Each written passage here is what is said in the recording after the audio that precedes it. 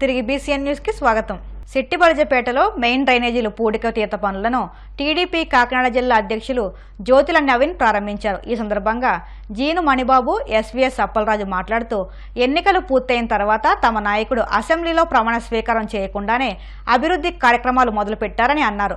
ప్రజా సమస్యలను ఒక్కొక్కటిగా పరిష్కరించడంలో భాగంగా డ్రైనేజీల అభివృద్ధిపై దృష్టి సారించినట్టు తెలిపారు. గత వైసీపీ ప్రభుత్వంలో 5 ఏళ్లలో ఒక్కరోజైనా ప్రజా సమస్యలను పరిష్కరించలేదని, అభివృద్ధి కార్యక్రమాలు చేయలేదని విమర్శించారు. ఈ కార్యక్రమంలో మారిశెట్టి భద్రం, కొత్త కొండబాబు, దేవరపల్లి మూర్తి, పాండ్రంగి రాంబాబు, బుర్రి సత్యబాబు, బుచ్చల సుధీర్, పీలా మహేష్ పాల్గొన్నారు. జగ్గంపేట ప్రజలందరికీ శుభాభినందనం. ఇచ్చేదంటే మొన్న జరిగిన ఎలక్షన్లో అఖండ మెజార్టీ ఇచ్చిన ఈ పంచాయతీ ప్రజలందరికీ కూడా మేము రుణపడి ఉంటాం. అలాగే మా నాయకులందరూ జ్యోతుల నవీన్ గారితో మేము ఈ పేటలో తిరిగినప్పుడు ప్రతి ఆడపడుచు కూడా డ్రైన్ల గురించి, ఇళ్ళ గురించి వివరించారు. అంచేత ఈరోజు నెహ్రూ గారు అబ్బాయి జ్యోతుల నవీన్ గారు ఆ రోజు ఇంటింటికి తిరిగినప్పుడు వాళ్ళ సమస్యని తెలుసుకుని ఈరోజు ప్రత్యక్షంగా ఇక్కడికి జగ్గంపేట నాయకులు అందరూ తీసుకుని ఈ డ్రైన్ శుభ్రం చేయడం కార్యక్రమం పెట్టారు. ముందు డ్రైన్లో చెత్త అంతా తీసి తర్వాత డ్రైన్లు ఏ రకంగా కట్టాలి ఏంటి అనేది కూడా ఒక కార్యక్రమాన్ని మొదలెట్టాం ఈ రోజు నుంచి.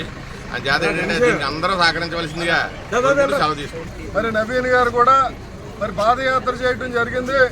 ఎక్కడ ప్రజలు ఏ సమస్యలు ఇచ్చారో అన్ని నోట్ చేసుకోవడం జరిగింది. మరి వైఎస్ఆర్ వాళ్ళు గతంలో మీ డ్రైన్లన్నీ కూడా మనం నెహ్రూ గారు రోడ్డు వేస్తే డ్రైన్లన్నీ మేము పూర్తి చేస్తామని చెప్పారు. 5 సంవత్సరాల్లో 5 అడుగులు డ్రైన్ కూడా కట్టనటువంటి దుస్థితిలో మరి పరిపాలన చేసి చాలా నష్టపెట్టారు ఈ ప్రాంతాన్ని. మరి ఈ రోజుని నవీన్ గారు ఇక్కడ ఇప్పటి నుంచి శ్రీకారం చుట్టి మరి డ్రైన్లో మరి సిల్ట్ తీసి మరి అంతనే కూడా క్లీన్ చేసి నీరు ఎక్కడ రోడ్డు మీద రాకుండా, ప్రజలకు ఇబ్బంది కలగకుండా నీరుని మరి కొసదాకా పంపేటువంటి మరి ప్రయత్నాన్ని చేసి ఈ రోజున శ్రీకారం చుట్టినటువంటి పరిస్థితులు ఉన్నాయి. మా జగ్గంపేట మరి తెలుగుదేశం పార్టీ నాయకులు, కార్యకర్తలు, మరి సిట్టిబలిజపేటలో ఉన్నటువంటి అందరూ కూడా ఈ రోజున రావడం జరిగింది. మరి అందరూ మరి స్ఫూర్తితో మరి నవీన్ గారు తీసుకున్నటువంటి నిర్ణయానికి మరి మేమందరం కూడా ఆయన సహాయ సహకారాలు అందివ్వడానికి వచ్చాం. ఇచ్చినటువంటి హామీని మరి ఇయ్యాలే శ్రీకారం ఇంకా నెహ్రూ గారు మరి ఈ రోజున మరి బాధ్యతలు తీసుకోకుండానే, ప్రమాణ స్వీకారం చేయకుండానే ఇక్కడ పనులు ప్రారంభించినటువంటి చరిత్ర అటువంటి నాయకుడు జ్యోతుల నవీన్ గారు అని చెప్పేసి సందర్భంగా తెలియజేస్తా ఉన్నాం. ఇక పోయినట్లయితే మరి అప్పుడే నెహ్రూ గారు పుష్కర ఎత్తుపోతల పథకం కోసం ముఖ్యమంత్రి గారి దగ్గరికి వెళ్ళి మరి అక్కడ ఉన్నటువంటి నీటి వనరుల శాఖ అధ్యక్షులు రామానాయుడు గారి దగ్గర కూడా వెళ్ళి అప్పుడే ఇక్కడ ఒక బృందాన్ని 4 రోజుల్లోనే తీసుకురాపోతా ఉన్నారు. దానికి కూడా శ్రీకారం చుడతా ఉన్నారు. మరి వాళ్ళకి లాగా మరి దున్నపోత మీద వడగళ్ళ వల్ల కాదు. మరి ఈ రోజుని చంద్రబాబు నాయుడు కానీ, మరి నెహ్రూ గారు కానీ, నవీన్ గారు కానీ ప్రజా సంక్షేమం కోసం, ప్రజా అభ్యుదయం కోసం, అభివృద్ధి కోసం ఆర్ఎస్లో పనిచేస్తూ ఉన్నారు. ఎన్నిక రిజల్ట్స్ వచ్చిన వెంటనే మరి ప్రజల్లోకి వెళ్తాం, ప్రజల కోసం అభివృద్ధి అందిస్తున్నటువంటి పరిస్థితి ఉందని చెప్పేసి సందర్భంగా తెలియజేస్తూ మరి నాయకులు చూసి ఇచ్చినటువంటి హామీలన్నిటినీ కూడా త్వరలోనే పూర్తి చేయడం జరుగుతుంది. అందరికీ అన్ని రకాల అభివృద్ధి. రాష్ట్రంలో జరిగిన సార్వత్రిక ఎన్నికల్లో కాంగ్రెస్ పార్టీ ఖాతా తెరవలేకపోయింది. ఇక ఆ party chief YS Sharmila Kadapa ఎంపీగా పోటీ చేసి ఘోర పరాజయాన్ని చవిచూశారు. ఈ క్రమంలో ఆమె విజయవాడలో మీడియాతో మాట్లాడుతూ రిషికొండ ప్యాలెస్ వివాదంపై మొదటిసారిగా స్పందించారు. ఆ ప్యాలెస్ కోసం ప్రజల సొమ్మును విచ్చలవిడిగా ఖర్చు పెట్టారని, అది ఏమాత్రం క్షమించడానికి నెరమని అన్నారు. అసలు ఆ భవనాలు ఎందుకు నిర్మించారో వాళ్లకే క్లారిటీ లేదని, వెంటనే ఆ వ్యవహారంపై సిట్టింగ్ జడ్జితో విచారణ చేయించి అక్రమాలను వెలికి తీయాలని అన్నారు. ఏదైనా తప్పు జరిగినట్టు తెలితే బాధ్యులపై కఠినంగా చర్యలు తీసుకోవాలని డిమాండ్ చేశారు. 5 ఏళ్ల కాలంలో వైసీపీ ప్రభుత్వం 8 లక్షల కోట్లు అప్పు చేసి రాష్ట్ర ప్రజలపై తీవ్ర భారం మోపిందని అన్నారు. ఈసారి జరిగిన ఎన్నికలు రాష్ట్రంలో చాలా విచిత్రంగా, అన్ప్రెడిక్టబుల్ గా, అన్ప్రెసిడెంటెడ్ గా ఈ ఎన్నికలు నిలిచాయి. కారణం ఏమిటి అంటే ప్రజలు చాలా డిసిసివ్ గా ఒక నిర్ణయం తీసుకున్నారు. మాకు మార్పు కావాలి అన్న నిర్ణయం ప్రజలు తీసుకున్నారు. కాబట్టే ఈ ఎన్నికలు ఒకే డిసిషన్ మీద ఆధారపడి జరిగిన ఎన్నికలు. For Jagan, against Jagan. ఇది ఒకటే డిసిషన్ గా ఈ ఎన్నికలు నిలిచాయి. For Jagan or against Jagan. Against Jagan అన్న మార్పు కావాలి అన్న ఈ గట్టి డిసిషన్ ప్రజలు తీసుకున్నారు కాబట్టి ఈరోజు వాళ్ళ ఓటు వేస్ట్ కాకూడదు అన్నట్టుగా చాలా డిసిసివ్గా they voted with a vengeance for change. ఇది అవునన్నా కాదన్నా ఇది వాస్తవం.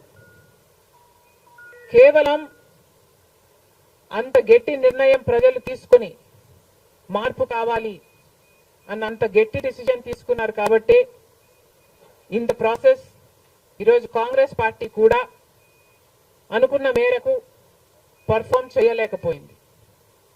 కాంగ్రెస్ పార్టీ కూడా కేవలం నెల రోజుల ముందు సర్వే చేస్తే Congress party vote share between 6 to 7% ఉంది. దాన్ని మేము కష్టపడి పనిచేస్తే నేనే స్వయంగా 64 కాన్స్టిట్యుయెన్సీల్లో క్యాంపెయిన్ చేయడం కూడా జరిగింది.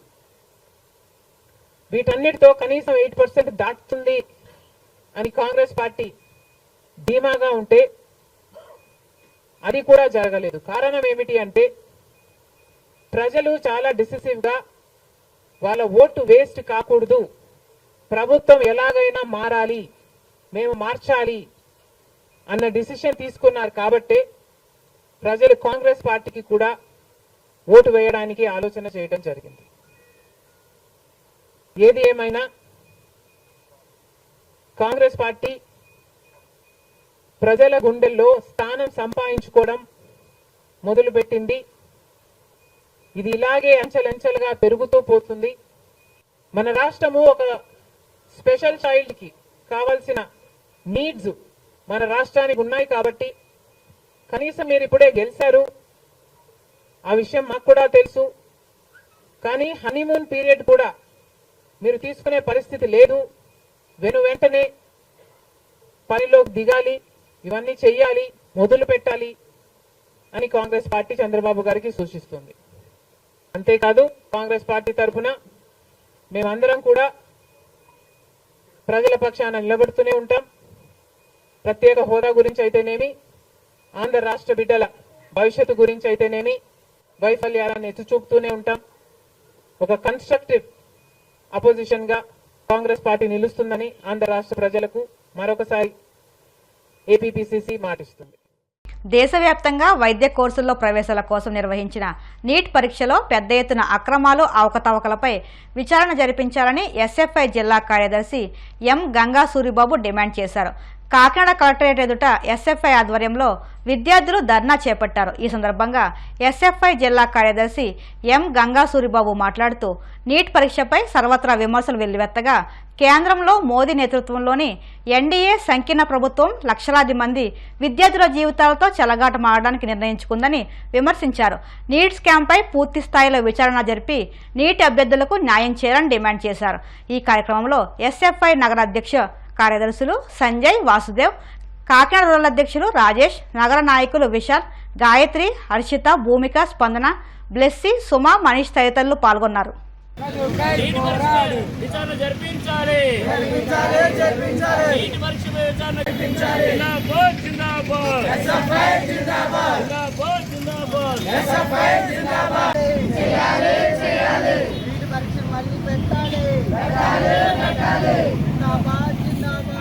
దేశవ్యాప్తంగా వైద్య విద్యకు అభ్యసించడం కోసం నిర్వహిస్తున్న నీట్ పరీక్ష ఈ సంవత్సరం గోల్మాల్ జరిగింది, మాస్ క్యాంపెయిన్ జరిగింది. దేశంలో ఎప్పుడూ రాని విధంగా 720 మార్కులు సుమారుగా 67 మందికి వచ్చింది. ఇది కేవలం మాస్ క్యాంపెయిన్ జరగడం వల్ల, పేపర్ లీకేజ్ వల్ల మాత్రమే ఈ 720 మార్కులు వచ్చాయని మేము భావిస్తా ఉన్నాం. భావించడమే కాదు, ఒక సెంటర్ లో రాసిన విద్యార్థికి 7గురికి 720 మార్కులు రావడం అంటే ఖచ్చితంగా ఇక్కడ మాస్ క్యాంపెయిన్ జరిగింది. దీన్ని కేంద్ర విద్యాశాఖ మంత్రి కూడా ఒప్పుకున్నారు. కానీ దీని మీద ఏదైతే ఎన్టీఏ ఏంటి పొరపాటు జరిగిందో దీని మీద సమగ్ర విచారణ జరిపించాలి. ఏదైతే వైద్య విద్య కోసం ఎగ్జామ్ రాసే విద్యార్థులు ఎవరైతే ఉన్నారో వాళ్ళకి న్యాయం చేయాలి. ఈ న్యాయం చేయాలని, అదేవిధంగా ఈ పరీక్షని మళ్ళీ దేశవ్యాప్తంగా కండక్ట్ చేయాలని భారత విద్యార్థి ఎస్ఎఫ్ఐ కోరుతా ఉన్నాం. ఎన్టీఏ మీద చర్యలు తీసుకోవాలని మేము డిమాండ్ చేస్తా ఉన్నాం. అంధకారంలో ఉన్న రాష్ట్రాన్ని వెలుగులోకి తీసుకురావడమే లక్ష్యంగా పనిచేస్తామని రాష్ట్ర సాంఘిక సంక్షేమ శాఖ మంత్రి డోలా వీరాంజనేయ స్వామి అన్నారు. ప్రకాశం జిల్లా ఒంగోలులో వివిధ శాఖల వారీగా మంత్రి అధ్యక్షతన తొలిసారి సమీక్ష నిర్వహించారు. ఈ సమీక్షలో జిల్లాలోని ఎమ్మెల్యేలు, ఎంపీ శ్రీనివాసులరెడ్డి పాల్గొని ప్రజా సమస్యలపై మాట్లాడారు. శాఖల వారీగా సమీక్ష జరిగి చాలా కాలమైందని, సమస్యల పట్ల అవగాహనతో ప్రజాప్రతినిధులు మాట్లాడి ఎన్నో ఏళ్లైందని వ్యాఖ్యానించారు. క్షేత్రస్థాయిలో ఉన్న ఇబ్బందులు, పాలనా వైఫల్యాలను క్షుణ్ణంగా సమీక్షించి ప్రజాపాలనకు శ్రీకారం చుట్టారు. ప్రధానంగా తాగునీటి సమస్యలపై శాసనసభ్యులు ప్రశ్నలు సంధించారు. ఒంగోలు పట్టణంలో తాగునీటి సరఫరా బాగోలేదని, పెన్నమెట్ల వద్ద రిపేర్లు చేయాల్సి ఉన్నా పట్టించుకోవడం లేదన్నారు. మార్కాపురం నియోజకవర్గంలోని పొదిలిలో నీళ్ల ట్యాంకు పేరుతో నకిలీ బిల్లులు పెట్టి 4 కోట్ల వరకు నిధులు దుర్వినియోగపరిచారని ఎమ్మెల్యే నారాయణ రెడ్డి పేర్కొన్నారు. ఆ విడతలవారి ప్రభుత్వంలో ఎన్నికల ముందు ప్రకాశం జిల్లా ప్రజలు మభ్యపెట్టాలనే ఉద్దేశంతో హడావుడిగా పూర్తి చేసామని చెప్పి శిలాఫలకాలు వేసుకున్నారు. లక్షలాది రూపాయల ప్రజాధనాన్ని దుర్వినియోగం చేశారు. ఈరోజు అధికారులు చెప్పారు చాలా పనులు పెండింగ్లో ఉన్నాయి, ప్రాజెక్టు పూర్తి కావడానికి సమయం పడుతుంది, ఇంకా గ్రాంట్స్ కావాలి, నిర్వాసితులను ఖాళీ చేయించాలి, లైనింగ్ పూర్తి చేయించాలి. ఈరోజైతే నీళ్లు తీసుకొచ్చే పరిస్థితులు లేవని ఆ రోజు ఎవరైతే అధికారులు ఒత్తిడితో ఏర్పాట్లు చేశారో వాళ్ళు చెప్పారంటే ఈ ప్రభుత్వం ఎంత డొల్లతనంగా జగన్మోహన్ రెడ్డి ప్రభుత్వం పనిచేసిందో ప్రకాశం జిల్లా ప్రజలకి, రాష్ట్ర ప్రజలు కూడా మీరు తెలియజేస్తున్న అవసరం మీకు ఉంది. ఇంకో విషయం ఏంటంటే గుళ్ళకమ్మ గేట్లు కొట్టకపోయిన డేట్లు 2020 నుంచి ఒక గేట్లు కొట్టకపోవడం, పూర్తి చేయకపోవడం, ఈరోజు కూడా ఇంకా పూర్తి కాల. దానికి కూడా ఈ నెలాఖరులో పూర్తి చేస్తూ ఉన్నారు. బడ్జెట్ కేటాయింపులు లేవని చెప్తా ఉన్నారు. త్వరగా పూర్తి చేయాలని చెప్పేసి మేమైతే ఆదేశం జరిగింది. అంటే జగన్మోహన్ రెడ్డి ప్రభుత్వానికి రైతుల పట్ల, ప్రజల పట్ల ఉన్న నిర్లక్ష్యాన్ని తెలియజేస్తుంది. నేను అధికారులు ఒకటే చెప్తున్నాను, అటువంటి మొత్తం ఇద్దరి నుంచి వదలండి. చాలామంది అధికారులు ఇంకా తాత్సారంగా ఉంటున్నారు. యాక్టివ్గా కావాల్సిన అవసరం ఉంది, బాధ్యత ఉంది. శరవేగంగా ప్రజలకు సేవ చేయాలి. ఈరోజు రాష్ట్రాన్ని అప్పులమయం చేశారు. సంపద సృష్టించుకొని అభివృద్ధికి, సంక్షేమానికి మేము ముందుకు పోవడానికి నిర్ణయం చేసుకున్నాం. ఇంకో విషయంగా చూస్తే నా శాఖకు సంబంధించిన గురుకుల పాఠశాలలో కూడా డిస్ట్రిక్ట్ కోఆర్డినేటర్ చెప్పారు పూర్తి డేటా ఇవ్వాల. ఎస్సీకి పిల్లల చదువుకు సంబంధించి సీట్లు రద్దు చేశారు. వాస్తవాన్ని వాళ్ళు చెప్తూ రేపు తిరిగి మేము ప్రారంభించబోతున్నాం. అసలు డేటా మొత్తం రాష్ట్ర స్థాయిలోనే దాచేశారు.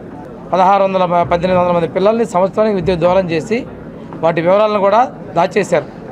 నిన్న ఒక ఆయన మాట్లాడతారు, మాజీ ఇరిగేషన్ శాఖ మంత్రులు, పోలవరం ఎవరికి అర్థం కాదంట, డ్యాన్స్ వేస్తామంటే ఎట్లా అర్థం అవుతుంది?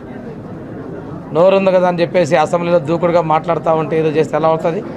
చిత్తశుద్ధి లేదు. ఈరోజు నిన్న మా సీఎం గారు విజిట్ చేసి వచ్చారు. ఎవరు బాధ్యత వహిస్తారని నష్టానికంటే సమాధానం లేదు అధికారుల దగ్గర. అధికారులు కూడా ఒకటే చెప్తున్నా, ప్రభుత్వాలు మారుతూ ఉంటాయి, మీరు చేయాల్సిన బాధ్యతను విస్మరించొద్దు. ఏదైనా కానీ ప్రజా సంక్షేమం అనేది మనకు ముఖ్యం. అభివృద్ధిలో వెనకడుగేస్తే చాలా నష్టపోతారు ఈ రాష్ట్రం. ఇప్పటికే విభజన వల్ల నష్టపోయాం. ఈ 5 సంవత్సరాల్లో లోపభూయిష్టమైనటువంటి పరిపాలన వల్ల, అసమర్థ ప్రభుత్వం వల్ల ప్రజలు తీవ్రంగా నష్టపోయారు. మనం ప్రభుత్వాన్ని, అభివృద్ధిని, సంక్షేమాన్ని బాధ్యత ఉంది. వార్తలు ముగించే ముందు ముఖ్యాంశాలు మరొకసారి. సాగునీటి వ్యవస్థను వైసీపీ ప్రభుత్వం నిర్వీర్యం చేసిందన్న మంత్రి అచ్చెన్నాయుడు. త్వరలో సమస్యలన్నీ పరిష్కరిస్తామంటూ రైతులకు హామీ. గ్రామాల్లో కూటమి ప్రభుత్వ అరాచకాలను అడ్డుకోవాలన్న మాజీ మంత్రి కొట్టు. కార్యకర్తలకు మాజీ సీఎం జగన్ అండగా ఉంటారంటూ స్పష్టం. ధాన్యం బకాయిలు చెల్లించాలంటూ అమలాపురం కలెక్టరేట్ ఎదుట రైతుల ఆందోళన. బకాయిలు చెల్లించకపోతే పంట విరామాన్ని ప్రకటిస్తామంటూ హెచ్చరిక. ఋషికొండ ప్యాలెస్ నిర్మాణంపై స్పష్టత ఇవ్వాలన్న కాంగ్రెస్ నేత షర్మిల.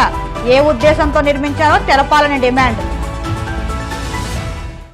ఇవి ఇప్పటి వరకు ఉన్న వార్తా విశేషాలు. మరిన్ని వార్తా విశేషాలతో మళ్ళీ కలుసుకుందాం. అంతవరకు సెలవు. నమస్కారం.